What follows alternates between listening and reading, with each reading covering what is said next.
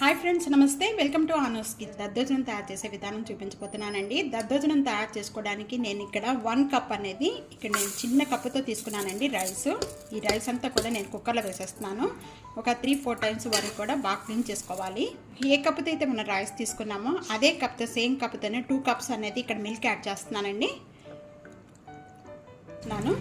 2 cups అనేది milk, 1 cup అనేది అదే కప్తో ఇక్కడ వాటర్ యాడ్ చేస్తానండి. మొత్తం కూడా 3 కప్పులు మూత పెట్టేసుకొని ఒక 4 విజిల్స్ వచ్చే వరకు కూడా కుక్ చేసుకోవాలి.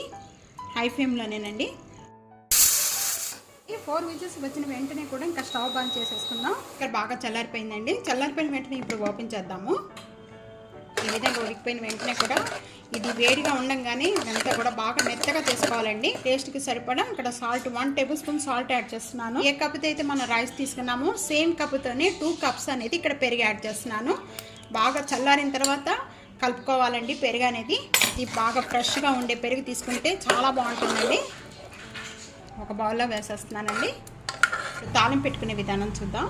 ఇక్కడ దద్దోజనం తయారు చేసుకోవడానికి నేను ఇక్కడ ప్యాన్లో 2 టేబుల్ స్పూన్ ఆయిల్ యాడ్ చేస్తున్నాను. ఆయిల్ బాగా కాగింది. కాగిన వెంటనే కొద్దిగా చిన్న చిన్న పీసెస్ కట్ చేసిన అల్లం ముక్కలండి, పచ్చిమిర్చి తీసుకున్నాను, ఎండుమిర్చి చిన్న కూడా వేగుతూ ఉండగానే ఒక 1/2 టేబుల్ స్పూన్ మినపప్పు, 1/2 టేబుల్ స్పూన్ శనగపప్పు, 1/2 టేబుల్ స్పూన్ ఆవాలు, 1/2 టేబుల్ స్పూన్ జీరా ఇవన్నీ యాడ్ చేసుకోవాలి.